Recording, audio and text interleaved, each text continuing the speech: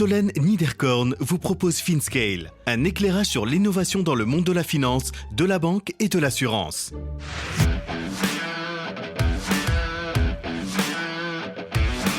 Construire le monde de demain au travers d'un fonds evergreen. Olivier Mathieu, directeur général de 2050 à Paris. Alors la thèse d'investissement, elle est très simple à énoncer. Ensuite, il y a la mise en œuvre qui est toujours plus complexe. Mais notre premier objectif, c'est d'identifier des entreprises et des entrepreneurs qui ont une vocation profondément transformative, alignée avec les intérêts de la société et de la planète, et en même temps alignée avec les intérêts économiques. Donc cet alignement global, il est focalisé sur 4 essentiels. On a choisi 4 essentiels qui nous semblent être finalement des énormes marchés qui répondent à des besoins essentiels de l'humanité d'une certaine manière.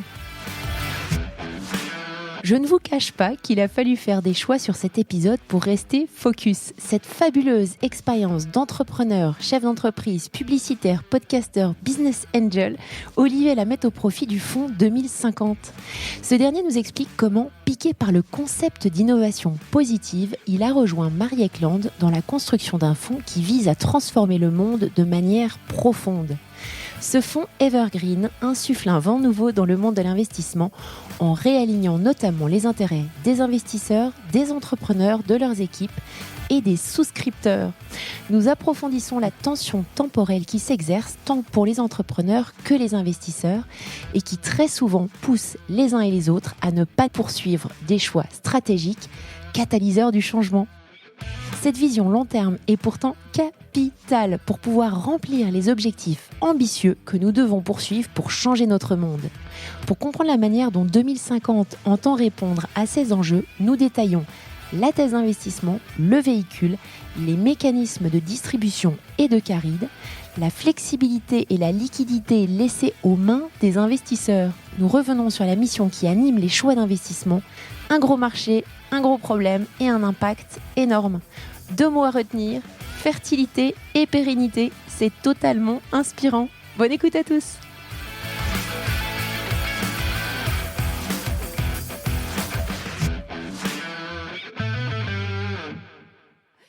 Bonjour à tous, bonjour Olivier. Bonjour. Merci de m'accueillir dans ce café de l'industrie pour qu'on puisse enregistrer cet épisode sur FinScale. Merci pour ton temps, parce que je sais que tu vis loin d'ici et que tu n'es pas très souvent à Paris, donc c'est sympa de nous accorder 1 heure de ton temps. Est-ce que tu pourrais, s'il te plaît, te présenter à nos auditeurs et nous faire un petit stop quand même sur ton expérience au sein de France Digital ? Avec plaisir. Oui, effectivement, je vis à Marseille, mais je passe pas mal de temps maintenant à Paris toutes les semaines. Alors, comment se présenter ? Très rapidement, écoute, je suis au départ plutôt entrepreneur. Après avoir été publicitaire, j'ai participé en tant que cofondateur à une aventure incroyable qui s'appelle Price Minister, qu'on a fondée à plusieurs associés. Ça, c'était au tout début des années 2000, donc vraiment pionnier du e-commerce, de ce qu'on appelle les marketplaces, à la fois en B2C et C2C, c'est-à-dire avec des vendeurs particuliers et des vendeurs professionnels, qui cohabitaient au sein d'une grande base de données qui s'est déployée à l'international. On avait fait aussi un peu de build-up, racheter d'autres startups, agréger tout ça dans un groupe.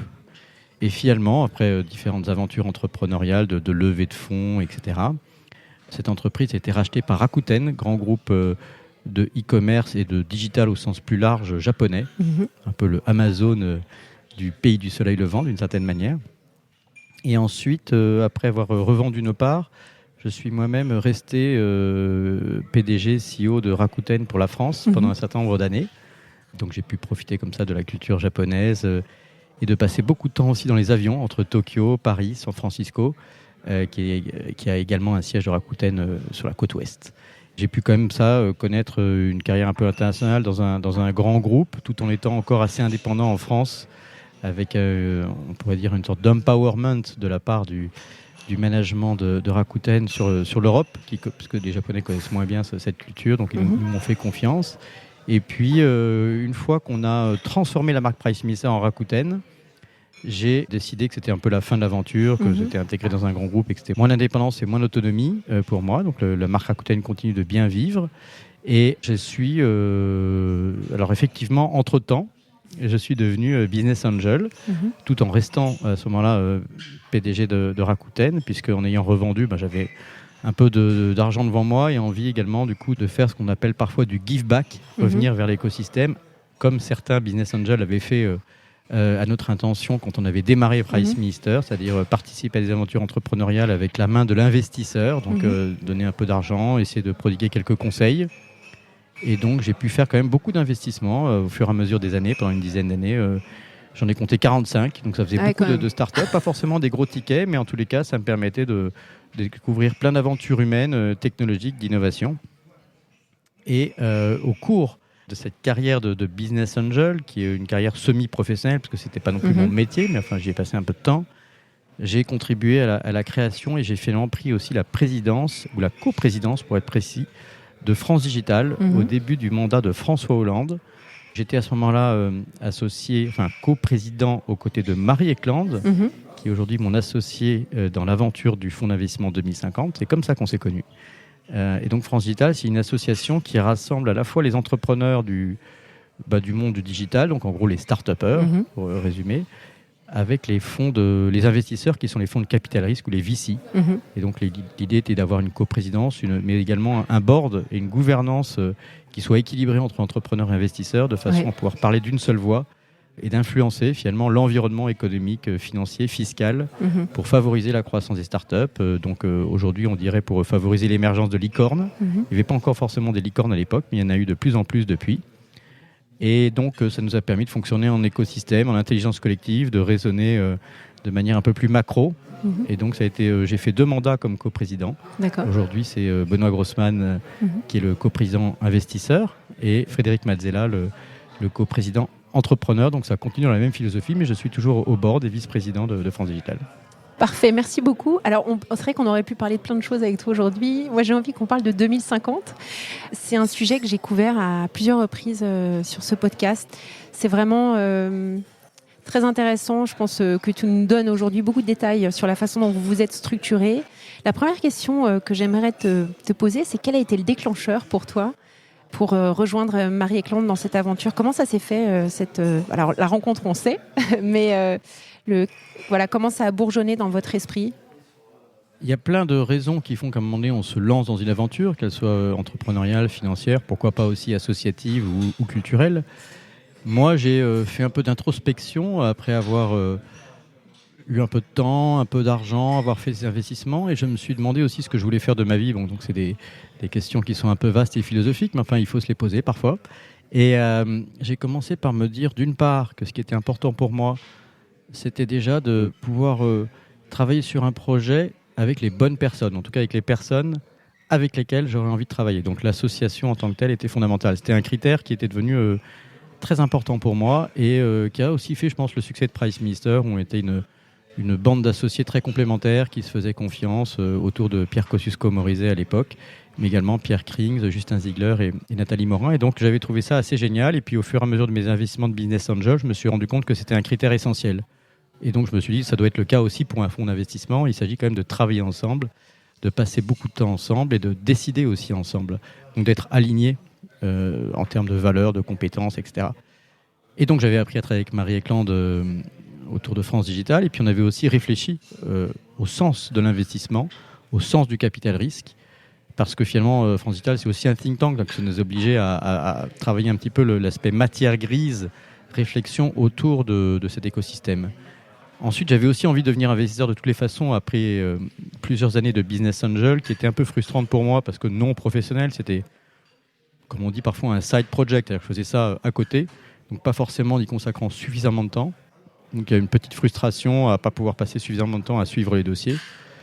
Puis, au fil des années, j'ai également pris la présidence d'un campus d'innovation qui est basé à Aix-en-Provence, qui est formidable, qui s'appelle The Camp, un campus d'innovation positive, et qui m'a aussi un peu transformé dans la façon de voir le monde, puisque c'était créé par un fondateur, Frédéric Chevalier, qui est décédé, hélas, juste avant l'inauguration, mais qui a insufflé une vision qui m'avait beaucoup intéressé. Je te demande juste d'approfondir sur l'innovation positive. Qu'est-ce que c'est ? Le concept d'innovation positive, on pourrait le détailler, mais donc pour résumer, il s'agit de se poser la question, non pas de l'innovation pour l'innovation, mais de l'innovation positive, c'est-à-dire au service d'une mission un peu plus large, qui peut recouper en fait les intérêts économiques, mais également les intérêts qu'on qualifie parfois d'intérêts généraux. L'intérêt général, donc, c'est les intérêts de la société, les intérêts de l'environnement, les intérêts de la planète, les intérêts de l'humanité au sens plus large. Et donc, l'innovation pour l'innovation, c'est une chose. Et parfois, dans le numérique, on peut avoir l'impression que ça tourne un peu en rond. Et c'est pas forcément suffisant. Et donc, on se disait, d'ailleurs avec Marie, que très souvent, les fonds d'investissement sont un peu moutonniers, c'est-à-dire suivent des tendances. Oui. Par exemple, la tendance de l'intelligence artificielle, la tendance du cloud computing, la tendance plus anciennement, la tendance du mobile marketing, etc. Et puis ensuite, de la blockchain ou d'autres sujets comme la cybersécurité, les deep tech. Enfin, il y a des mots qui sont un peu des buzzwords qui viennent. Et à un moment donné, un investisseur qui constitue son portefeuille auprès de ses souscripteurs, il ressent le besoin de cocher des cases. De faire comme tout le monde. Et donc voilà, donc ce côté comme tout le monde, ça m'embêtait un peu, parce que du coup, ça voulait dire qu'on n'a pas tellement le choix. Parce qu'on fait, au lieu de faire c'est des choix par défaut. Et donc on suit, dans ce cas-là, le sens du vent. Or, nous, ce qui nous semblait intéressant, c'était plutôt de souffler le vent. Donc c'est-à-dire plutôt que d'essayer de prédire l'avenir en suivant les autres, c'était d'essayer de dire quel avenir on désire réellement façonner. Donc de choisir où on met l'argent pour une intention particulière, positive, qui consiste à dire que si on fait un choix positif, volontaire, qui va donner une coloration à l'avenir, parce qu'on va investir dans un dossier A plutôt qu'un dossier B. Donc, ça veut dire qu'on favorise le dossier A par rapport au dossier B, donc il faut savoir pourquoi.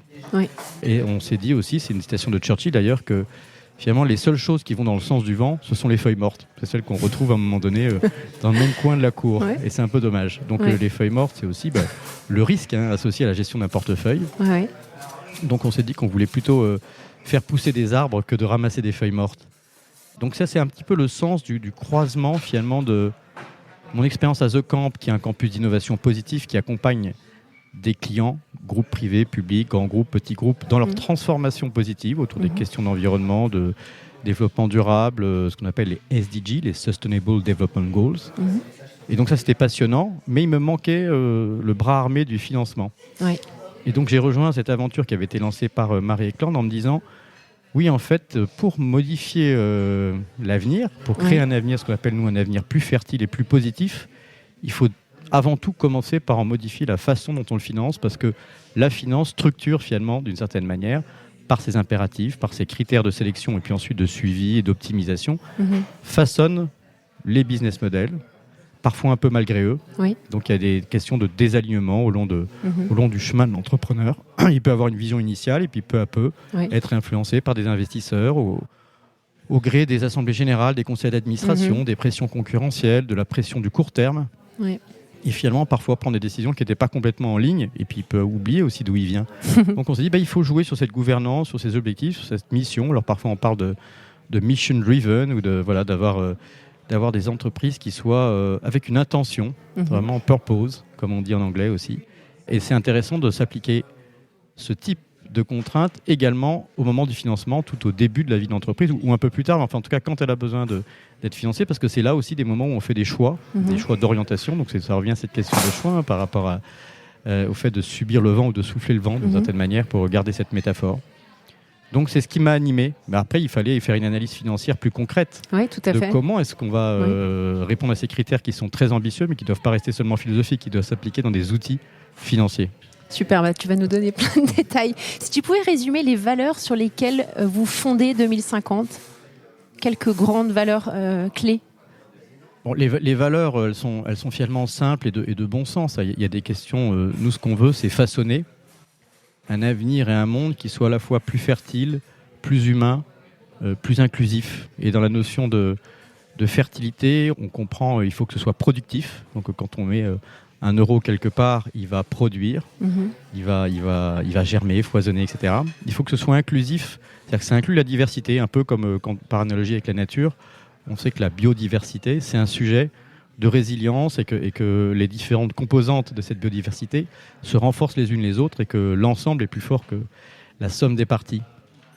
Et puis il y a une dimension aussi d'évolutivité, parce qu'on sait qu'on est dans un monde qui change, et si on est rigide dans nos critères d'investissement ou dans les critères des business models qu'on sélectionne, on sait très bien qu'on va aller dans le mur. Donc il y a une notion d'évolutivité. Parfait. Alors, il y a un point qui m'a marqué quand j'ai préparé cet épisode, c'est la notion de vision long terme. Par rapport à ce que tu as toute ta vie professionnelle hyper fertile auparavant, comment tu Si tu pouvais nous donner un horizon de temps avec ce fonds-là, déjà la date de 2050 est très symbolique, mais justement, on va regarder après plus en détail les investissements, mais comment vous vous positionnez dans le temps avec les entrepreneurs que vous supportez ? Alors effectivement, toute une partie de notre thèse d'investissement repose sur la tension temporelle.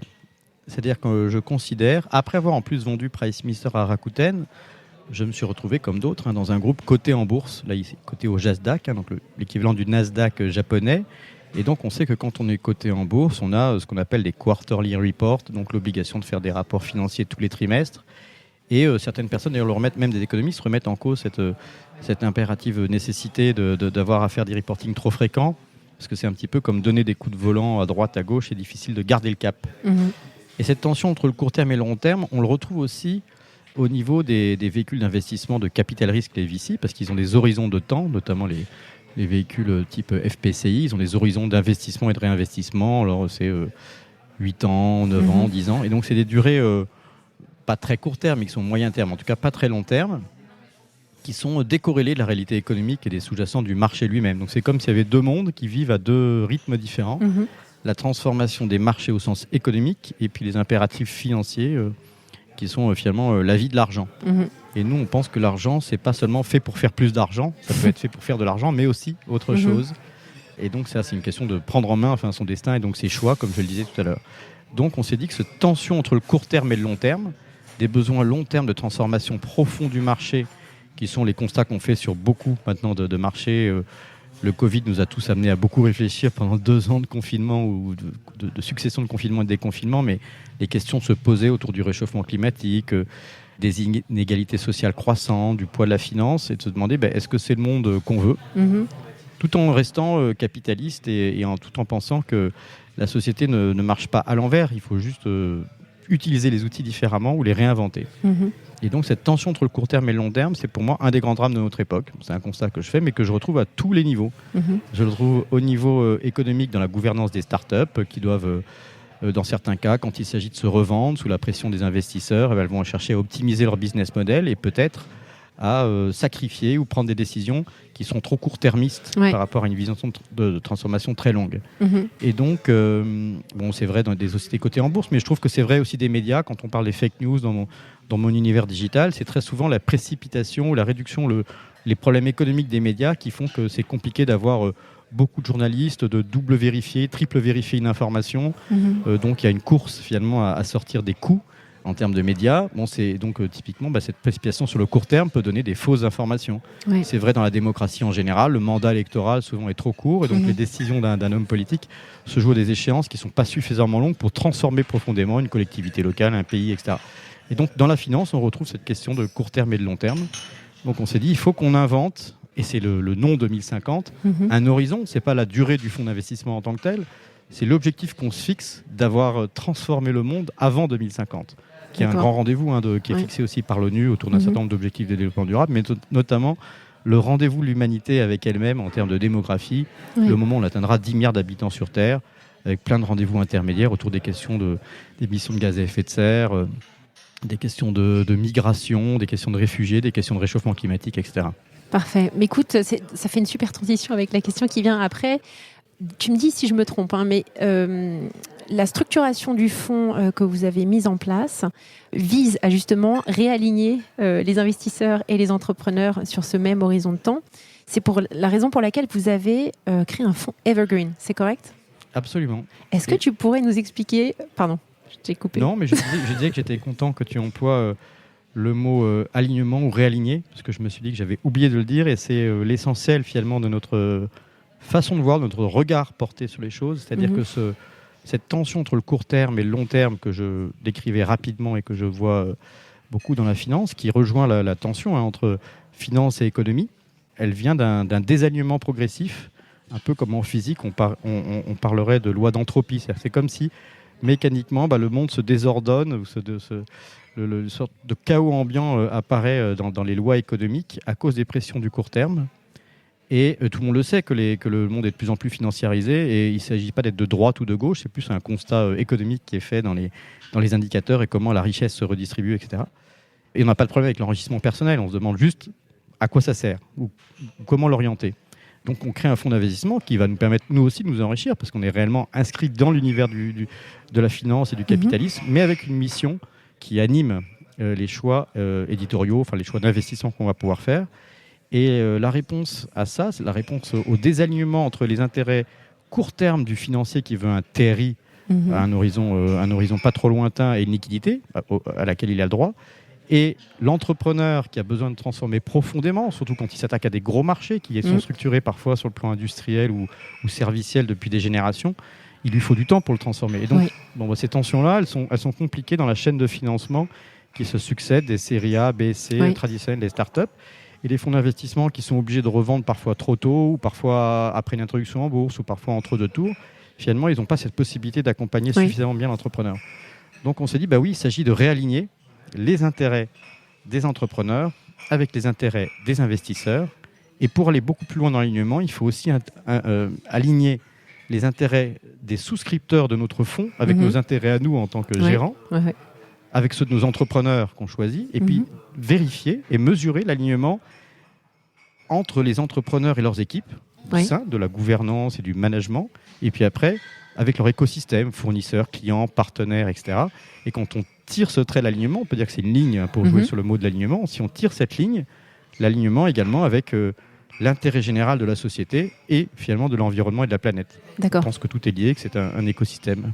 Alors, on va essayer de dépioter tout. Ça va durer plus qu'une demi-heure. Je suis désolée, on avait dit qu'on se fixait une demi-heure, mais ça va être plus long. Mais c'est trop intéressant. On a des réponses assez techniques qui répondent, j'espère, à ces préoccupations. Alors, le fonds, déjà, si on regarde le fonds, la façon dont le fonds a été structuré, de quel type de fonds s'agit-il ? Est-ce que tu pourrais revenir sur, vraiment de façon concrète, la liquidité, le cycle de vie du fonds comparé à un fonds traditionnel de VC ? Alors déjà, tu as prononcé le mot evergreen. On parle aussi parfois de non-closed-ended fund, c'est-à-dire que c'est un fonds qui n'est pas fermé, contrairement à un fonds fermé de type FPCI qui a une durée d'investissement puis après de réinvestissement prédéterminée dans ses conditions générales et dans son règlement, et qui du coup amène souvent, quand il s'agit de prendre une décision d'investissement, de signer une LOI, une lettre d'intention, une term sheet dans laquelle on donne l'horizon de liquidité aussi. Alors c'est pas forcément un rendez-vous obligatoire, mais ça met une pression et un horizon qui est plutôt celui du fonds et pas celui de l'entrepreneur. Tout à fait. Donc c'est un premier désalignement d'une certaine manière. Donc le fonds Evergreen, c'est ce fonds toujours vert qui reste ouvert, comme un champ qui resterait toujours ouvert. Et il n'est pas une limite dans le temps. Alors en l'occurrence, si, parce que c'est une société en libre partenariat qui a 99 ans, mais donc c'est bien au-delà de la vie humaine, enfin en tout cas de la vie d'investisseur. Mais ça c'est juste technique. Et voilà. Donc c'est un fonds qui n'est pas fermé, à la fois dans le temps et ni en nombre d'actions. C'est-à-dire qu'un fonds d'investissement traditionnel, en private equity ou en VC, il émet un certain nombre de titres. Tout à fait. Et ensuite, il les émet, il va faire un closing, et ensuite il va investir, et puis ensuite redistribuer. Et c'est un nombre de titres fermés sur une durée fermée. Là, on peut, dans un fonds ouvert, réémettre des titres en permanence, régulièrement. Alors, nous, on choisit un rythme, par exemple, pour l'instant, on verra, on pourra s'adapter et évoluer, parce qu'on pense qu'il faut être évolutif. Mais notre premier test, en tous les cas, c'est d'opérer des levées de fonds et de réémettre des titres tous les 6 mois, donc 2 fois par an. Et donc, ensuite, d'avoir une durée d'investissement qui n'est pas prédéterminée, qui sera celui du rythme nécessaire entraîné, d'une part, nos possibilités de réinvestissement et les besoins économiques des entrepreneurs qu'on aura choisis. Attends, je peux juste faire une petite parenthèse par rapport à un fonds coté. Alors oui, effectivement, il existe des fonds Evergreen qui sont cotés. Oui. Et d'ailleurs, c'était le cas de 3i, qui est un fonds anglais coté en bourse, dont je crois l'histoire est intéressante, parce qu'ils avaient été créés à la fin de la Seconde Guerre mondiale, au moment du plan Marshall, donc vraiment un fonds pour investir dans les structures et la restructuration, la reconstruction de l'Europe et de l'Angleterre. Et donc, une des poches de ce fonds 3i est cotée, ça avait été notre actionnaire chez Price Minister. Et donc, c'est un fonds qui n'est pas fermé, donc qui permet d'avoir effectivement une liquidité. Et c'est le cas de certains fonds américains, et également une poche Raseo qui est comme ça. Donc, on peut effectivement entrer et sortir. Mais nous, on l'invente dans le domaine et au stade du VC, donc du capitalisme, donc un fonds qui est beaucoup plus early stage que les fonds, disons, de private equity ou de growth qui sont cotés en bourse. Mais pourquoi pas imaginer qu'à terme, quand on aura suffisamment d'argent sous gestion et suffisamment d'actifs, qu'on puisse coter en bourse le fonds 2050. C'est pas exclu. Aujourd'hui, on organise un fonds Evergreen privé, donc non public. Parfait. Alors si on regarde vis-à-vis donc du cycle de vie, on n'est plus du tout dans le même cycle de vie que tu décrivais pour un fonds de capital risque traditionnel. Qu'est-ce que ça change pour les investisseurs ? Alors les investisseurs achètent des parts du fonds Donc au départ, ils ont une certaine valeur, c'est la valeur de l'argent tout simplement. Et puis au fur et à mesure qu'on déploie cet argent et qu'on investit, on a des lignes, des startups plus ou moins importantes. On pourra parler des stades de maturité sur lesquels on investit, mais en tous les cas, on va avoir des actifs qui s'accumulent, des lignes d'investissement. Et donc ce qu'on appelle la NAV du fonds, la valeur actuelle nette du fonds, c'est la somme des valorisations effectuées régulièrement des différentes startups, plus le cash qu'on lève au fur et à mesure. Et donc l'ensemble de tout ça donne la valeur du fonds divisé par le nombre de parts, donc la valeur de la part. Et donc tous nos investisseurs sont toujours actionnaires de la même part. Il y a une part A du fonds. Et donc, au fur et à mesure que le temps évolue, cette part va s'apprécier. Et contrairement à des fonds de type FPCI, qui sont des fonds fermés et donc qui relèvent des vintages à la fin de leur période d'investissement. Donc, ils vont lever 50 millions d'euros ou 100 millions d'euros et puis au bout de 5 ans, repartir en levée de fonds pour faire le fonds X2, puis ensuite X3, puis ensuite X4. Ce qui permet aussi aux équipes de gestion de continuer de pouvoir facturer évidemment des frais de gestion qui leur permettent de payer des salaires, de recruter des équipes, de payer des loyers. Et donc, ils ont des fonds qui se succèdent les uns les autres, mais qui peuvent déjà créer un premier désalignement, des conflits d'intérêts entre les différents vintages de ces fonds. Tout à fait. Nous, on a décidé qu'il fallait un seul fonds, une seule enveloppe. Donc, tout le monde est actionnaire du même fonds qui lui-même investit dans les mêmes dossiers. Tout à fait. Donc, tout le monde, quel que soit le moment où vous allez investir, y compris dans 3 ou 4 ans, sera toujours la même part A du fonds, c'est seulement sa valeur aura changé. On a plutôt intérêt, évidemment, à investir au début si on pense que ça va marcher. Et alors, comme c'est quand même un processus d'investissement qui est différent et très novateur, est-ce que la typologie d'investisseurs que vous avez par rapport à un fonds plus classique change? Comment est-ce que les investisseurs se positionnent face à cette innovation et ce nouveau type d'investissement? Alors, une première bonne nouvelle, c'est que le fonds 2050, la société de gestion a été agréée par l'AMF et notre fonds est déclaré aussi à l'AMF. Okay. Donc ça, c'est un élément qui est très rassurant pour les investisseurs traditionnels qui connaissaient les fonds de capital risque avant l'arrivée de 2050. Donc ça veut dire qu'il y a eu beaucoup de temps de due diligence, d'audit qui a été réalisé par y compris la banque dépositaire qu'on a choisie, qui est KCIS, et par l'AMF pour vérifier les mécanismes de liquidité, le fonctionnement financier du fonds. Donc ça, c'est un élément qui rassure les investisseurs traditionnels auxquels tu fais allusion, qui peuvent avoir l'habitude de véhicules traditionnels de type VC, FPCI. Ensuite, la caractéristique du fonds, c'est que du coup, on ne fait pas de redistribution, en tout cas pas de redistribution automatique. C'est-à-dire que nos investisseurs mettent de l'argent à l'instant T, ensuite on le déploie, et on va pouvoir évidemment, parce qu'il s'agit aussi de gagner de l'argent pour pouvoir investir, pour pouvoir faire gagner de l'argent à nos investisseurs, on va aussi revendre partiellement ou complètement, avoir des exits, du secondaire, comme la vie d'un fonds traditionnel. Et on ne s'engage pas à redistribuer de manière automatique. Ça ne veut pas dire qu'on s'interdit non plus les redistributions, mais l'idée principale et sous-jacente, c'est qu'on réinvestit l'argent généré. Ce qui fait que donc du coup, vous n'êtes pas en train d'attendre en tant qu'investisseur, par comparaison, puisque c'était ta question avec d'autres fonds traditionnels, vous n'attendez pas quelque chose qui n'est pas à votre main et qui sera redistribué peut-être un jour, mais on ne sait pas quand et combien. C'est vous qui allez décider de revendre des parts du fonds en fonction de l'évolution de cette part, de la valeur de la part. Donc c'est laissé à la main des souscripteurs, donc des LPs. Et il y a une partie du carry qui est réinvestie également dans des projets éducatifs, c'est ça? Alors, donc première caractéristique, c'est que du coup la flexibilité et la liquidité que je décrivais est laissée à la main des investisseurs. C'est une première caractéristique importante qui est le fait que le fonds est evergreen et donc on peut rentrer ou sortir n'importe quand. Enfin, on a fixé quelques règles qu'on pourra préciser si c'est important, mais enfin en tout cas globalement l'idée c'est plus de flexibilité et de liquidité avec des mécanismes qui permettent de favoriser cette liquidité.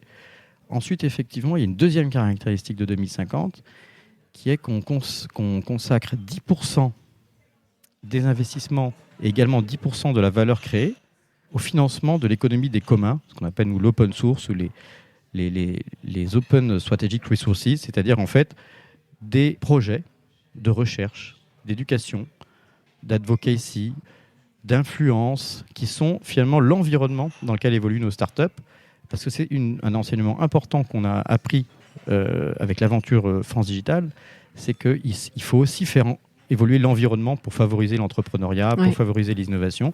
Parfois c'est réglementaire, parfois c'est culturel, parfois c'est éducatif, etc. Et donc c'est un investissement qui est non-profit, mais qui est malgré tout au profit de la transformation des marchés. Donc il y a 10% d'abord sous forme de droit d'entrée qui est payé par les souscripteurs, donc c'est une fois, un one-off, 10%. Et ensuite c'est l'équipe de gestion qui refinance en divisant son carry par 2, donc les 20% Oui. de la plus-value, donc de la valeur créée, qui est traditionnellement captée par les investisseurs. Nous, on a décidé de la diviser par 2 pour en reverser 10%, donc la moitié de 20%, dans le refinancement de ces projets communs. Top. Alors maintenant, on va parler de la thèse. En fait, il y a plein de choses que j'aimerais que tu partages avec nous. Donc, bien entendu, la thèse d'investissement, ce qui va vous préoccuper et les différentes startups dans lesquelles vous avez envie d'investir. Et un des points que j'aimerais que tu creuses aussi, c'est comment vous identifiez ces projets-là et comment vous assurez que, tu disais d'ailleurs que sous la pression parfois de certains investisseurs, il y a des entrepreneurs qui se désalignent par rapport à leur vision de départ. Comment est-ce que vous motivez ces entrepreneurs à garder le cap ? Comment vous les accompagnez sur ces C'est sujets ? plusieurs questions. Ouais, alors attends, on va les recommencer sur resservir. la thèse et l'identification des business prometteurs. Absolument. Et puis après, l'accompagnement éventuellement des entrepreneurs. Alors la thèse d'investissement, elle est très simple à énoncer. Ensuite, il y a la mise en œuvre qui est toujours plus complexe. Mais notre premier objectif, c'est d'identifier des entreprises et des entrepreneurs qui ont une vocation profondément transformative, alignée avec les intérêts de la société et de la planète, et en même temps alignée avec les intérêts économiques. Donc cet alignement global, il est focalisé sur 4 essentiels. On a choisi 4 essentiels qui nous semblent être finalement des énormes marchés, des marchés qui répondent à des besoins essentiels de l'humanité d'une certaine manière. Il y a un premier, enfin je les donne dans le désordre, mais il y en a un premier qui est l'agroalimentaire. Ça va vraiment du sol à l'assiette, agritech, foodtech, etc. Donc l'essentiel, c'est comment on va nourrir 10 milliards d'habitants d'ici 2050 pour que ce soit bon pour la santé, bon pour la planète et que ce soit abordable, inclusif, etc. Ça, c'est des questions essentielles et vous comprenez bien que là, le marché est énorme. Il y a un point qui est la santé, un autre essentiel qui est la santé. On parle d'une santé là, holistique, qui comprend la santé mentale, la santé physique, sans faire de 2050 un investisseur dans les biotechnologies qui sont une catégorie d'investisseurs un peu particulier quand il s'agit de tester des protocoles, des vaccins, des médicaments, des molécules, etc. Donc là, on est vraiment dans ce que peut faire l'innovation au service de la santé pour le plus grand nombre. Il y a beaucoup de sujets dans le numérique, de la data autour de la santé, etc. Un de nos premiers investissements, le premier investissement, c'est WeThings, par exemple. Tout à fait. Qui est plus qu'une start-up, qui est aujourd'hui une scale-up, déjà internationale, et qui collecte beaucoup de data sur la santé à travers les objets connectés. On pourra en reparler. Éducation et culture. Oui. On considère que là aussi, il est essentiel de transformer d'adapter la façon dont on est formé tout au long de la vie, mais ça commence à l'école. Et puis l'ensemble de ce qu'on appelle le soft power, c'est la culture au sens général, parce qu'il faut aussi transformer les façons de penser qui sont souvent calées sur le passé. C'est ce qu'on a appris à l'école, ce que nous ont appris nos parents.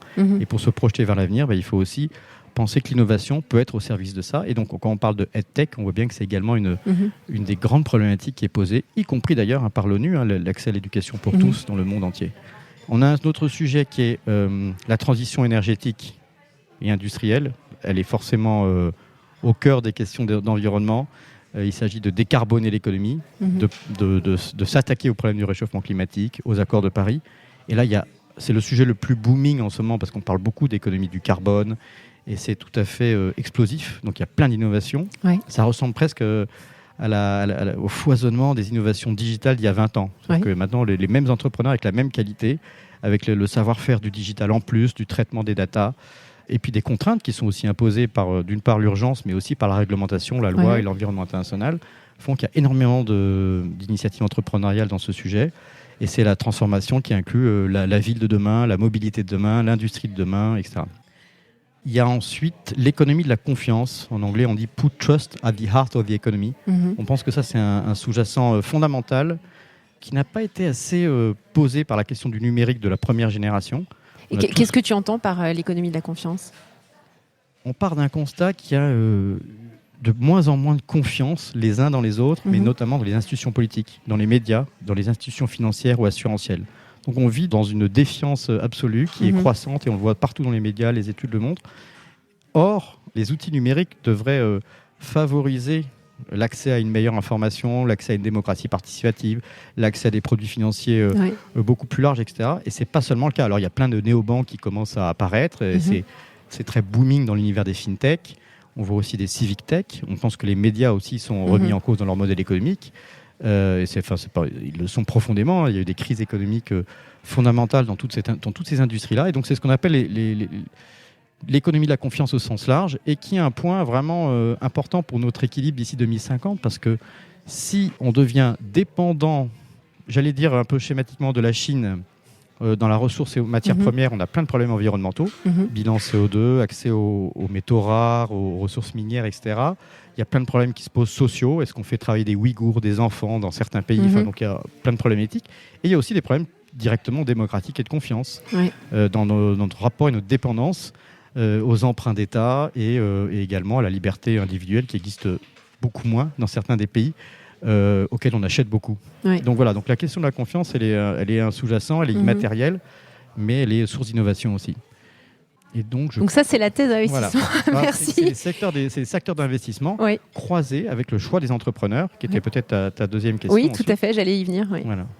Alors, je ne sais pas si tu veux reformuler la question, mais sinon, je l'avais bien noté. Vas-y. Comment est-ce qu'on choisit les entrepreneurs? Parce que c'est extrêmement vaste, là. Essentiel. Alors, c'est vaste, et c'est un problème qui est ce qu'on appelle la gestion du deal flow. C'est une clé dans le succès et la méthodologie à mettre en place pour un fonds d'investissement, notamment en capital risque, puisqu'il s'agit d'évaluer humainement aussi des équipes, alors qu'on est souvent, alors pas toujours early stage, mais on est à des stades assez, disons, au début de la vie de l'entreprise. Notre point à nous, c'est de savoir déjà, est-ce que le business model est fondamentalement aligné avec ces essentiels qu'on a décrits, ces 5 piliers essentiels, d'une part, et est-ce qu'effectivement, la sincérité, la personnalité des entrepreneurs correspond aussi à ce qu'on recherche? Et ensuite, est-ce que le business model, l'alignement avec les sujets d'impact positif se retrouve non pas à la périphérie du business model et de la vision de l'entreprise, mais bien au centre? Parce que beaucoup d'entreprises, enfin presque 100% des entreprises pour être honnête, nous disent « Ah ben moi ça tombe bien, je fais aussi de l'impact ». Mais vaste sujet. Aussi de l'impact, c'est déjà un problème parce que c'est pas aussi. Et c'est pas de l'impact. C'est vraiment, est-ce que ce que vous faites est fondamentalement aligné? C'est pas comment est-ce qu'on fait des profits qui vont abîmer la planète et la société, comment est-ce qu'on les répare à côté. C'est comment est-ce que fondamentalement, c'est ce qu'on appelle la fertilité, c'est comment est-ce que fondamentalement, quand on plante des euros, ils sont fertiles, comme vraiment la métaphore agricole le permet. Et comment ça s'évalue, ça? Alors on a mis en place une méthodologie et on l'éprouve au fur et à mesure. Et là encore, elle est évolutive. On n'a aucune prétention sur le fait d'avoir la science infuse dans ce domaine-là. On a un peu d'expérience pour avoir investi, Marie Eklund et moi-même. On a une super équipe qui a une capacité d'analyse fondamentale et que je cite, Aïcha Bendia, Annelise Bancé, Charlie Berthet, Aude Duprat aussi qui est notre secrétaire général. Donc c'est des personnalités de très haut niveau avec des grosses capacités d'analyse, de compréhension et une volonté farouche de vraiment transformer les marchés. Et donc transformer les marchés, ça veut dire qu'on cherche dans les dossiers, ce qui est un complément de réponse à la question d'identification et de critères, des dossiers qui ont une capacité transformative très importante. Ce qui est que notre critère, si on essaie de résumer très basiquement, c'est est-ce que c'est un gros marché et est-ce qu'il y a un gros problème à résoudre? Un gros marché, donc big market, big problème. D'accord. Et donc, les exemples dans ceux qu'on a déjà investis sont très très clairs, parce qu'il y a plein de petits marchés qui ont d'impact fort, mais qui sont petits, donc l'impact sera limité. Il est fortement très ciblé. Et il y a aussi des très très gros marchés avec des problèmes assez faibles à résoudre, et donc ils ne vont pas forcément profondément transformer nos façons de consommer, nos façons de produire. Nous, c'est vraiment le croisement, la ligne de crête entre vraiment l'impact économique et l'impact durabilité. J'ai 2 questions qui me viennent. La première, c'est comment ça se passe quand vous investissez de concert avec d'autres investisseurs pour maintenir l'alignement dans votre sens. Et est-ce que vous outillez les entrepreneurs avec de nouvelles méthodologies de travail également pour que, on parlait tout à l'heure de dépioter la pelote jusqu'au bout, c'est-à-dire pour que leurs équipes elles-mêmes soient bien traitées et que la stratégie de la boîte soit pérenne?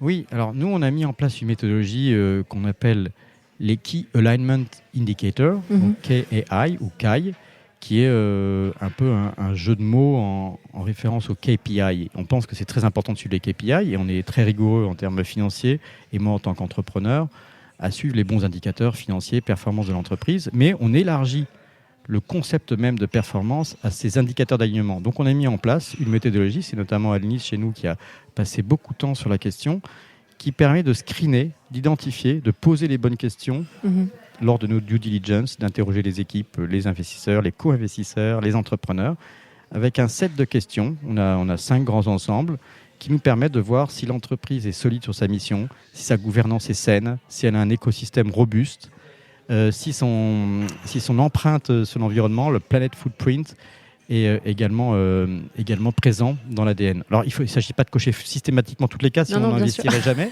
En revanche, si par exemple une entreprise a naturellement un bilan carbone excellent, mais que son management est complètement toxique, on n'aura pas envie d'investir. Donc on se fixe comme ça des grilles de curseurs, un petit peu comme la table de mixage qu'on a devant nous pour la gestion de ton podcast. On va, entre les graves, les aigus, etc., trouver le bon équilibre qui nous permet de poser toutes ces questions en amont, cette grille de critères, et ensuite de proposer dans notre lettre d'intention et d'investissement de suivre ces indicateurs dans le temps, puisque ce que je disais, c'est la tension entre le court terme et le long terme. Tout à fait. C'est la tentation ou parfois le fait d'être forcé ou sous contrainte, notamment du fait qu'il y a d'autres investisseurs autour de la table qui pourraient dire bon là maintenant il faut optimiser les bidas d'ici 3 mois, donc tant pis, on va se séparer, on oublie la mission, on y reviendra plus tard. J'ai entendu 1000 fois. Et l'idée c'est de dire non, il faut gagner de l'argent, sinon ça ne nous intéresse pas en tant qu'investisseur. D'abord parce qu'on ne pourra pas gagner d'argent, mais aussi parce qu'on n'aura pas d'impact si l'entreprise périclite. Pour qu'elle ait un véritable impact, il faut que ce soit à la fois vraiment économique et que ce soit également ce qu'on appelle nous durable, avec son alignement sur la société et sur l'environnement. Mais il faut vraiment garder ce côté bicéphale, équilibré entre les deux aspects. Donc il faut vraiment avoir les tableaux de bord et les conseils d'administration qui représentent cette voie-là. Et donc dans la lettre d'intention, quand on signe la lettre d'intention, on l'a fait signer aussi à nos co-investisseurs pour qu'il y ait une adhésion à la mission et qu'on change vraiment la façon d'investir. Et la réalité, c'est que beaucoup d'investisseurs, même quand ils sont beaucoup plus financiers que nous, ils sont d'accord avec ça en fait. Ça, c'est vraiment une bonne nouvelle. Alors après, on va voir comment ça tient dans la durée, quand il y aura évidemment, quand parfois le bateau tangue, parce que la vie de l'entrepreneur, c'est pas seulement de traverser des mers plates. Alors, on va malheureusement devoir stopper cet enregistrement. J'ai moult questions encore à te poser, mais écoute, on les posera peut-être dans un second épisode. Est-ce que tu penses, vu que tu es dans tout cet écosystème depuis des années, que cette finance au service d'une économie durable et au service de l'humain, finalement, elle commence à infuser? Est-ce que tu veux pas nous donner des messages d'espoir avant qu'on se quitte? Je ne serais pas ici au Café de l'Industrie dans ce podcast merveilleux à discuter avec toi si j'étais pas vraiment suroptimiste. Enfin, je suis très inquiet et très optimiste à la fois. Mais enfin, je suis très souvent, quand on est stressé, la meilleure réponse, c'est de prendre les choses en main et déjà, ça déstresse. Comme les enfants qui sont stressés avant un devoir à l'école, quand ils se mettent à travailler, ils sont déjà moins stressés. Quand on a quelque chose à faire et qu'on sait qu'il faut l'avoir fait, il vaut mieux s'y mettre. Donc, quand on s'y met, après, on pense moins aux problèmes, on pense aux solutions, ce qui est le propre de l'entrepreneuriat et de l'investisseur, j'espère aussi. Il y a beaucoup d'indicateurs positifs. D'abord, il y a eu un basculement considérable à cause ou grâce au Covid, c'est-à-dire que tout le monde s'est mis à avoir le temps de réfléchir.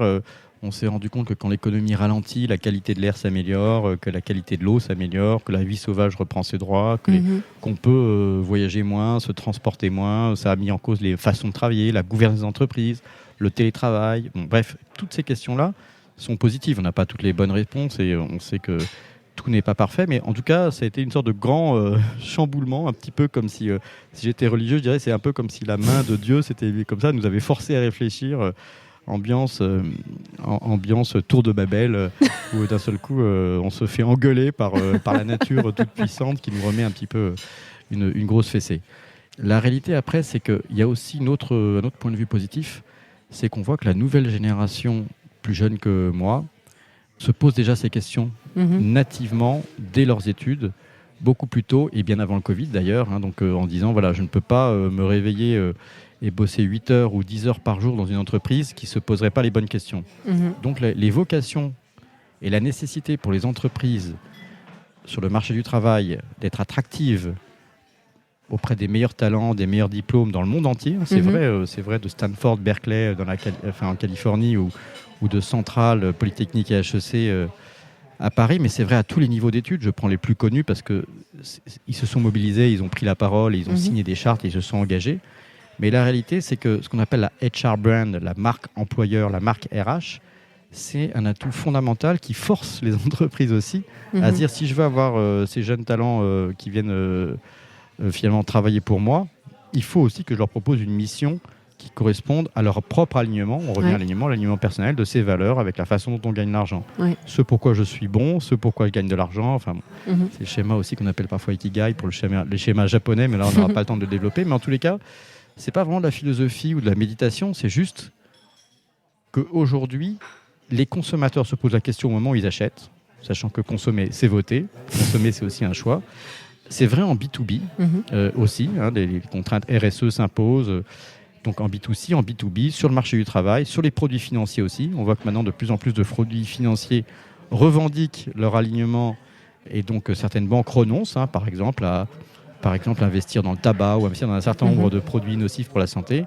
On voit aussi que la transparence des médias, je parlais du scandale des Ouïghours, mais c'est vrai dans plein de sujets. C'est pour ça que le cours de bourse de Facebook aussi a souvent été ébranlé. C'est pour des questions de comportement vis-à-vis de la question de la confiance que j'évoquais tout à l'heure, le traitement des données, des datas privées par exemple. C'est vrai dans les marchés financiers, c'est vrai dans les conditions de production, c'est vrai dans la rémunération et la transparence des agriculteurs ou de toute la chaîne de valeur.